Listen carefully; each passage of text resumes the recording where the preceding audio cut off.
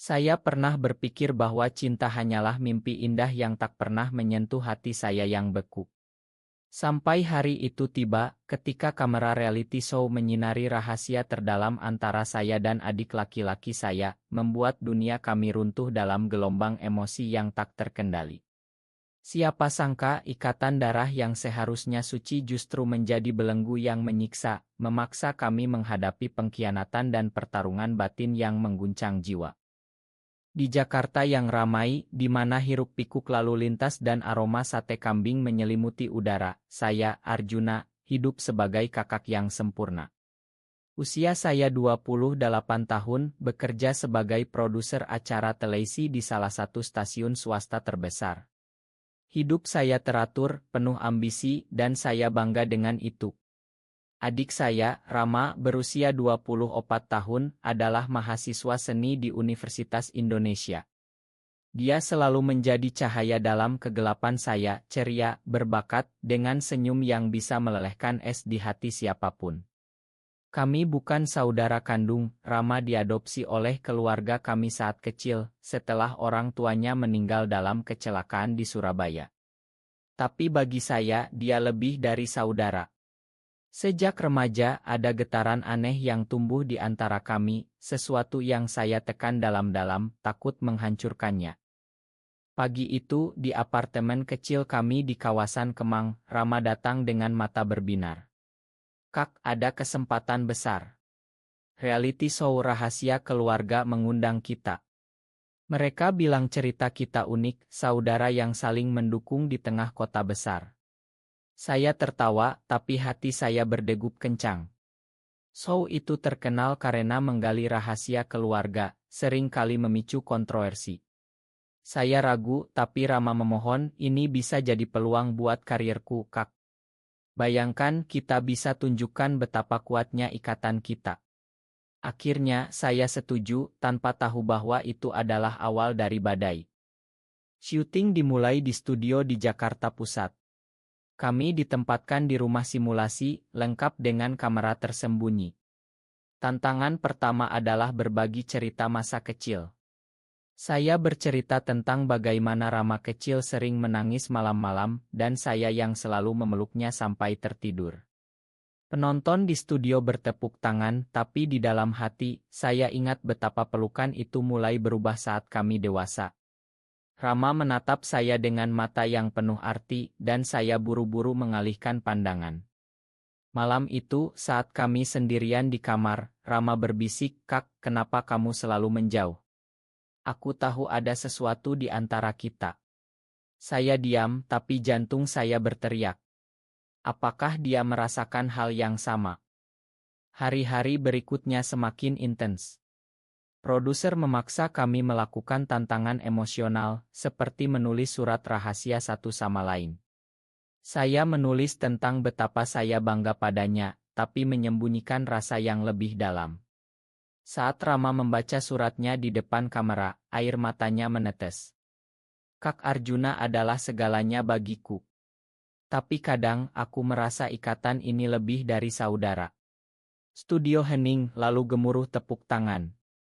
Tapi di balik layar, teman saya, Budi yang juga kru produksi, mendekati saya dengan wajah curiga.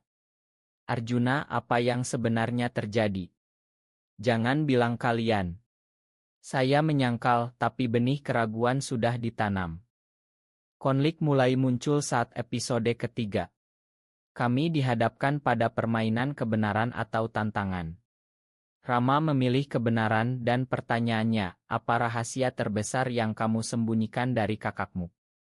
Dia ragu lalu berkata, aku pernah mencintai seseorang yang tak seharusnya.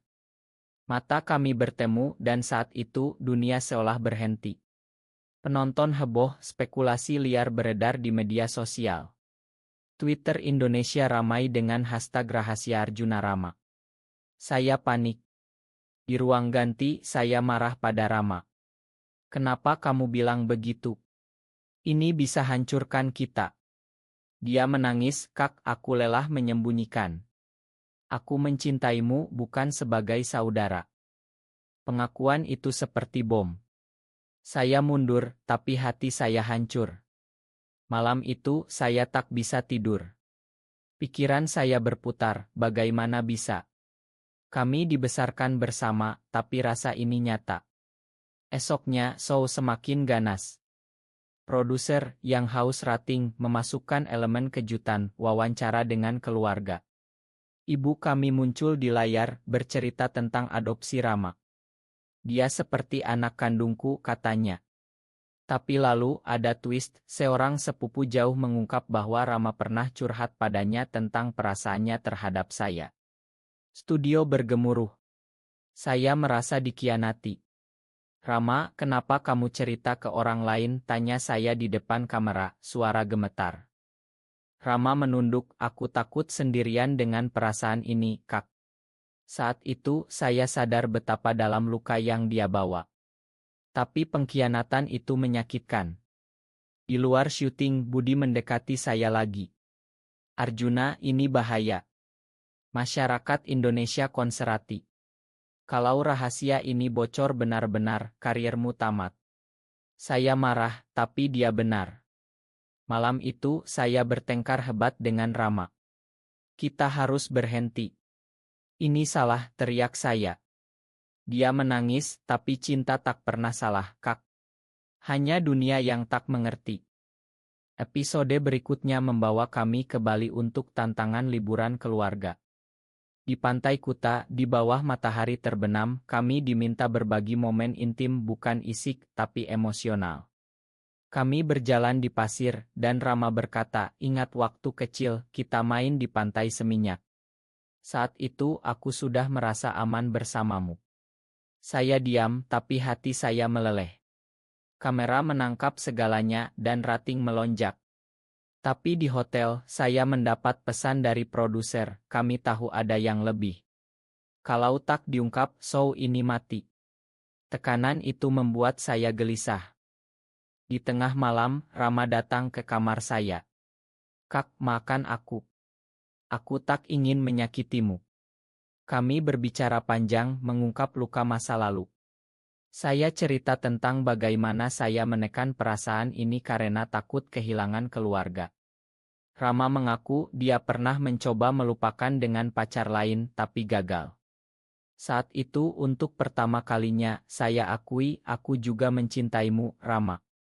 Tapi ini rumit. Pelukan kami penuh emosi tapi tak melampaui batas. Pagi harinya show melanjutkan dengan tantangan besar, konfrontasi rahasia. Di studio Bali, kami dihadapkan pada panel juri yang terdiri dari psikolog dan selebriti. Mereka tanya langsung apa hubungan kalian sebenarnya. Saya ragu tapi Rama berani. Kami saling mencinta tapi bukan sebagai saudara biasa. Gasp terdengar di mana-mana. Media meledak. Keluarga kami marah besar. Ibu menelepon, apa yang kalian lakukan? Ini aib. Saya merasa dunia runtuh. Budi yang saya anggap teman, ternyata membocorkan rekaman pribadi ke media untuk promosi pribadi. Pengkhianatan itu seperti pisau di punggung. Saya konfrontasi Budi di belakang panggung. Kenapa kamu lakukan ini? Dia tersenyum sinis, rating bro. Ini bisnis. Saya marah, tapi lebih sakit lagi melihat Rama hancur. Dia menarik diri, tak mau bicara. Di pesawat kembali ke Jakarta, kami diam 1000 bahasa. Hati saya penuh konflik, cinta ini nyata, tapi masyarakat tak siap. Di rumah, kami bertengkar lagi. Semua karena kamu. Kenapa ikut show ini, tuduh saya. Rama menangis, karena aku ingin bebas, Kak. Bebas mencintaimu tanpa rahasia. Hari-hari berikutnya adalah neraka. Media memburu kami, #cinta terlarang trending. Teman-teman menjauh, pekerjaan saya terancam. Saya dipecat dari stasiun karena kontroversi. Rama drop out dari kuliah karena bullying. Kami terisolasi, hanya saling bergantung. Di tengah itu, saya sadar betapa dalam cintaku padanya. Malam-malam kami bicara tentang mimpi kami, hidup bersama di desa kecil di Yogyakarta, jauh dari hiruk-pikuk. Tapi realitas menyiksa. Akhirnya, klimaks tiba di episode Inal. Di studio megah di Jakarta, kami diminta memilih, mengakui atau menyangkal. Di depan jutaan penonton, saya berdiri. Cinta kami tak biasa, tapi itu tak membuat kami monster. Kami manusia, dengan hati yang berdetak untuk satu sama lain. Rama memeluk saya, air mata mengalir. Penonton terbagi, ada yang mendukung, ada yang menghujat.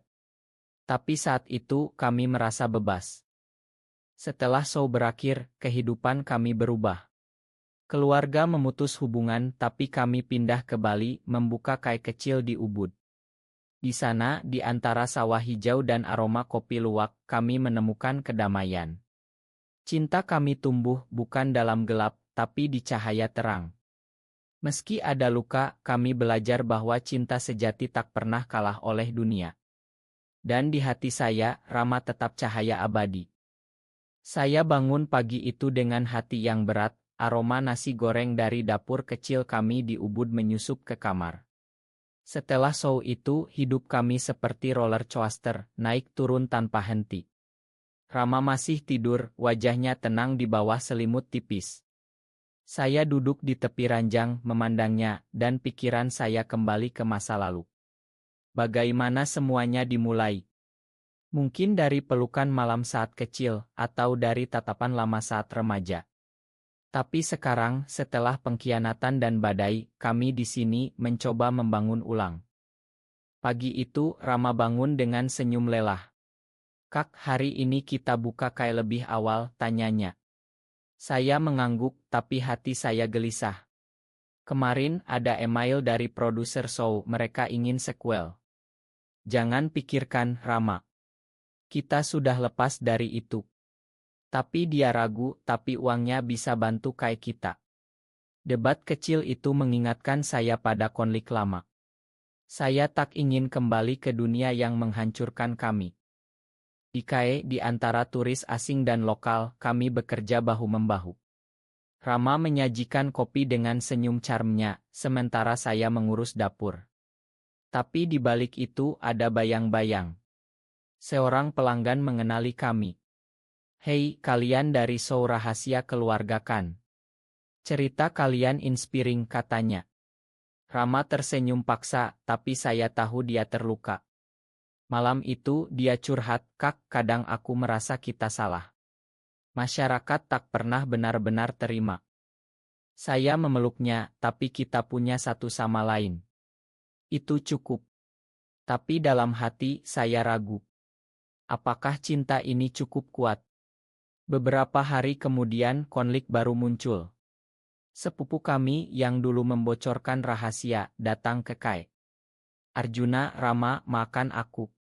Aku dipaksa produser," katanya. Saya marah, "Dipaksa? Kamu khianati keluarga." Rama lebih tenang, "Sudahlah, Kak. Biar berlalu." Tapi pengakuan itu membuka luka lama. Malam itu, kami bertengkar hebat. "Kenapa kamu selalu makan orang? Mereka hancurkan kita," teriak saya. Rama menangis, "Karena aku tak ingin hidup dalam dendam, Kak. Cinta kita sudah cukup berat." Saya diam, menyadari betapa egoisnya saya. Esoknya, saya minta maaf, dan kami berdamai dengan pelukan hangat. Tapi badai belum usai. Media kembali ramai, ada petisi online menentang cinta terlarang seperti kami. Di tengah tekanan, Rama jatuh sakit. Demam tinggi, mungkin karena stres. Saya rawat dia di rumah sakit kecil di Ubud. Di sana, duduk di samping ranjangnya, saya berdoa. "Jangan tinggalkan aku, Rama." Pikiran saya berputar, bagaimana jika dia pergi? Cinta ini yang kami perjuangkan akan sia-sia. Dokter bilang itu hati gue, tapi bagi saya itu peringatan. Saat Rama sadar, dia berbisik, "Kak, aku takut kehilanganmu." Kami pulang dan saya putuskan untuk lebih kuat. Kami mulai terapi bersama psikolog di Denpasar. Di sesi itu, kami ungkap semua rasa bersalah, ketakutan, dan cinta yang dalam. Psikolog bilang, cinta kalian unik, tapi kalian harus hadapi dunia dengan bijak. Itu membantu. Lambat laun, kami ramai dan kami dapat dukungan dari komunitas di Bali. Tapi lalu pengkhianatan baru datang. Budi, teman lama saya, muncul di KAI. Arjuna, aku minta maaf. Aku yang bocorkan rekaman itu, katanya. Saya, kenapa? Kita teman. Dia mengaku aku iri. Kamu punya Rama, aku sendirian. Pengakuan itu menyakitkan, tapi Rama bilang, makan dia, Kak. Kita semua manusia. Saya makan, tapi hati masih luka. Hari-hari berikutnya, kami fokus pada masa depan. Rama mulai melukis lagi karya-karyanya tentang cinta dan perjuangan. Salah satunya, potret kami di pantai, laku terjual ke turis. Saya bangga. Tapi konflik internal saya muncul lagi. Di malam hujan, saya curhat, Rama, kadang aku pikir kita sebaiknya pisah. Demi kebaikanmu. Dia marah, jangan bilang begitu. Kita sudah lewati banyak. Debat itu membawa kami ke titik rendah. Rama pergi ke rumah teman di Seminyak, meninggalkan saya sendirian. Hati saya hancur. Saya sadar, tanpa dia, hidup kosong. Saya cari dia dan di pantai, kami bertemu. Rama. Aku tak bisa tanpamu. Kami berdamai, lebih kuat dari sebelumnya. Akhirnya, kami putuskan untuk ado caci. Kami bicara di seminar kecil tentang hak di Indonesia. Respons positif meski ada hujatan. Di akhir, kami merasa damai. Cinta kami, meski terlarang di mata banyak orang, adalah anugerah. Di Ubud, di bawah bintang, kami janji selamanya. Hidup di Ubud membawa kedamaian sementara, tapi bayang-bayang masa lalu tak pernah benar-benar hilang. Setiap pagi, saat saya menyeduh kopi luwak untuk pelanggan, pikiran saya sering melayang ke show yang mengubah segalanya. Rama, dengan semangat barunya, sibuk dengan lukisannya. Dia menciptakan seri tentang kecinta yang tersembunyi, diinspirasi dari kisah kami. Kak, ini cara aku ekspresikan apa yang kita rasakan, katanya suatu hari, sambil menunjukkan kanas penuh warna hangat. Tapi di balik senyum itu, saya tahu ada luka. Malam-malam, Rama sering terbangun dari mimpi buruk, bermimpi tentang hujatan online. Saya peluk dia, berbisik, semua akan baik-baik saja. Tapi dalam hati, saya ragu. Masyarakat Indonesia, dengan nilai tradisionalnya, sulit menerima kami. Suatu hari, ada demo kecil di depan KAI, kelompok konservatif menuntut kami tutup. Ini tempat dosa, teriak mereka. Polisi datang, tapi hati kami terluka. Rama hancur. Kak, mungkin kita salah pilih tempat. Saya kuatkan dia, tidak, ini rumah kita. Tapi konflik itu memicu pertengkaran. Kenapa kita tak pergi ke luar negeri? Di sana lebih bebas, usul Rama. Saya marah, ini tanah air kita. Kita harus berjuang di sini. Dia menangis, tapi aku lelah, Kak. Malam itu, dia tidur di sofa, meninggalkan saya dengan pikiran gelap. Esoknya, kejutan datang. Ibu menelepon setelah berbulan-bulan diam. Arjuna, Rama. Aku rindu kalian. Suaranya gemetar. Kami terkejut. Ternyata dia menonton seminar kami dan mulai memahami. Aku tak setuju, tapi kalian anakku. Pertemuan di Jakarta menjadi momen emosional. Di rumah lama di Menteng, kami bertemu. Ibu peluk kami, air mata mengalir. Makan ibu yang buta. Rama menangis, kami juga Bu. Tapi pengampunan itu tak mudah. Ayah yang lebih konservatif masih menolak. Ini tak sesuai agama, katanya. Konflik keluarga memuncak. Di meja makan debat sengit terjadi. Saya bela kami, cinta tak pilih gender atau ikatan. Ayah marah, kalian hancurkan nama keluarga. Rama diam, tapi matanya penuh luka. Pulang ke Bali, kami lebih dekat, tapi luka baru terbuka.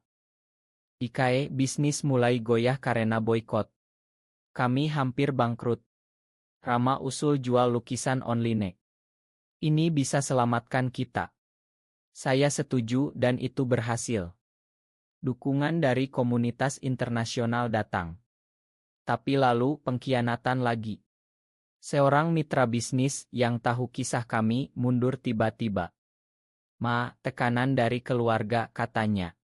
Saya marah, semua orang mundur. Rama tenangkan saya, kita punya satu sama lain. Tapi di dalam dia rapuh. Suatu malam dia akui, Kak, kadang aku pikir untuk akhiri semua. Kata itu seperti petir. Saya panik, jangan. Aku butuh kamu. Kami bicara panjang mengungkap ketakutan terdalam. Ternyata Rama trauma dari bullying pasca show. Saya janji kita lawan bersama. Kami ikut support grup di Denpasar. Di sana kami temui cerita mirip. Itu beri kekuatan. Rama mulai aktif bicara di end kecil. Saya bangga tapi cemburu muncul. Ada pria lain di grup yang dekat dengan Rama. Siapa dia? Tanya saya. Rama tertawa, teman Kak. Jangan cemburu. Tapi hati saya gelisah mengingatkan pada kerapuhan cinta kami. Konflik memuncak saat pria itu, namanya Dion, ajak Rama kolaborasi seni. Saya ragu, jangan-jangan dia suka kamu. Rama marah, kamu tak percaya aku. Pertengkaran hebat, saya tuduh dia selingkuh emosional. Rama pergi, tinggal di studio Dion. Hati saya hancur.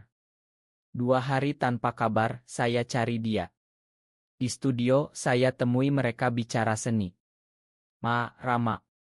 Aku takut kehilanganmu. Kami berdamai lebih dalam.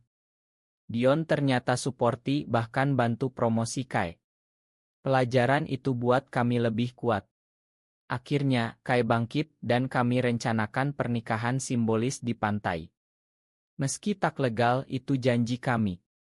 Di bawah matahari Bali dengan teman-teman kami ucap sumpah. Selamanya, Rama. Cinta kami penuh luka dan pengkhianatan akhirnya menemukan cahaya. Tahun berganti di Ubud dan Kai kami menjadi simbol harapan bagi banyak orang. Setiap hari pelanggan datang bukan hanya untuk kopi tapi untuk cerita kami. Rama dengan lukisannya yang semakin terkenal sering diundang pameran di Jakarta. Kak, ini berkatmu, katanya selalu. Tapi di balik sukses ada kerapuhan. Saya sering terbangun malam memikirkan jika semua ini hilang. Suatu hari undangan datang, reality show baru ingin wawancara kami sebagai pasangan inspiratif. Rama antusias, ini kesempatan tunjukkan perubahan. Saya ragu, ingat yang dulu. Itu hampir hancurkan kita. Debat kecil itu menguak konflik lama. Akhirnya kami tolak, memilih kedamaian. Tapi masalah baru muncul. Ayah sakit dan ibu minta kami pulang. Di rumah sakit di Surabaya, kami bertemu. Ayah lemah, tapi matanya penuh penyesalan. Arjuna, Rama. Makan ayah. Kami menangis, memakan. Kami sayang ayah, kata Rama. Momen itu satukan keluarga, meski rapuh. Pulang ke Bali, Rama jatuh ke depresi ringan. Kak, aku takut kehilangan lagi. Saya dukung dia ikut terapi. Di sesi, dia ungkap rasa bersalah atas show dulu. Aku yang paksa, Kak. Saya peluk, kita sama-sama salah, tapi sekarang benar. Bisnis berkembang, kami buka cabang di Seminyak. Tapi pengkhianatan datang dari karyawan, dia curi resep dan buka saingan. Kenapa, tanya saya. Dia akui, karena kalian berbeda. Itu sakit, tapi kami lawan secara hukum. Rama bilang, ini ujian, Kak. Di tengah itu, cinta kami diuji. Saya dapat tawaran kerja di Singapura, gaji besar. Ini bisa aman finansial, kata saya. Rama sedih, tapi kita pisah. Debat hebat, saya hampir pergi. Tapi di bandara, saya kembali. Aku tak bisa tanpamu. Rama peluk saya, terima kasih, Kak. Kami rencanakan liburan ke Lombok untuk reres. Di Pantai Pink kami bicara mimpi. Ingin anak adopsi suatu hari, kata Rama. Saya tersenyum, ya, keluarga kita. Tapi realitas keras, hukum Indonesia tak ingkan. Kembali kami aktif di komunitas. Rama bicara di konferensi di Yogyakarta. Di sana ada ancaman dari kelompok radikal. Kalian dosa, teriak mereka. Kami selamat tapi trauma. Malam itu Rama menangis, kenapa dunia benci kita. Saya kuatkan karena mereka tak paham cinta. Pelajaran itu buat kami lebih dekat. Akhirnya kami tulis buku tentang kisah kami, cinta di balik rahasia. Buku laku beri harapan bagi banyak. Di akhir tahun kami rayakan anniversary di Gunung Bromo. Di Sunrise kami janji lagi. Selamanya. Cinta kami penuh drama, akhirnya damai. Waktu terus berlalu dan Ubud menjadi rumah sejati kami. Kai berkembang menjadi jaringan kecil dengan cabang di Kuta dan Sanur. Rama sekarang seniman terkenal, sering bepergian untuk pameran. Kak, aku kangen rumah, katanya selalu ia ideocal. Saya tersenyum tapi hati gelisah, jarak bisa bahayakan cinta. Suatu hari, saat Rama di Jakarta untuk pameran, saya dapat pesan aneh. Oto dia dengan pria lain dekat sekali. Siapa ini? Tanya saya. Rama jawab, teman galeris. Jangan curiga. Tapi benih keraguan tumbuh. Malam itu saya tak tidur, memikirkan pengkhianatan masa lalu. Saat dia pulang, konfrontasi terjadi. Kamu bohong, tuduh saya. Rama marah, kamu tak percaya. Setelah semua, dia pergi ke studio, tinggalkan saya sendirian. Hati hancur, saya cari tahu. Ternyata Oto itu editan dari Haters Only Neck. Saya minta Rama. Aku bodoh. Berdamai, tapi luka baru. Kami putuskan liburan ke Raja Ampat untuk healing. Di perairan biru kami snorkeling, lupakan dunia. Kak, cinta kita lebih kuat dari ombak, kata Rama. Saya setuju, peluk dia di bawah air. Kembali masalah keluarga muncul. Ibu sakit, kami ke Surabaya. Di sana ayah sudah lebih terbuka. Kalian bahagia, itu cukup. Momen itu hangatkan hati. Bisnis diuji lagi, pandemi kecil di Bali. Kai tutup sementara. Kami gunakan waktu untuk releksi. Rama lukis seri baru tentang resilience. Saya bantu dan itu perkuat ikatan. Tapi konflik internal Rama muncul. Kak, aku ingin anak. Tapi bagaimana, tanyanya. Saya ragu, adopsi sulit. Debat, tapi kami cari solusi, sukarelawan di panti asuhan. Akhirnya, kami adopsi anak yatim secara tidak resmi, bantu pendidikannya. Itu beri makna baru. Di akhir, kami rayakan di Borobudur, di bawah candi kuno. Cinta kami abadi, janji kami. 10 tahun setelah show itu, hidup kami seperti mimpi yang jadi nyata. Kai kami terkenal di seluruh Bali, dan Rama menjadi ikon seni Indonesia. Saya sebagai manajernya bangga tak terkira. Tapi di balik itu ada refleksi mendalam. Setiap malam di teras rumah kami di Ubud, kami bicara tentang perjalanan kami. Rama ingat hok pertama di show. Saat aku akui semuanya, kata saya. Dia tersenyum, itu titik balik. Dari rahasia ke kebebasan. Kami peluk, merasakan kedamaian. Tapi dunia masih keras. Ada undang-undang baru yang ancam hak kami. Kami ikut protes damai di Jakarta.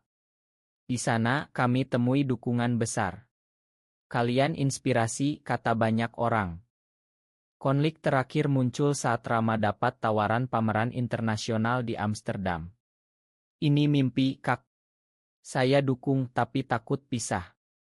Pergilah, aku tunggu. Bulan-bulan tanpanya sulit, tapi komunikasi jaga api cinta. Saat pulang, dia bawa berita, aku tolak tinggal di sana. Rumahku di sini bersamamu.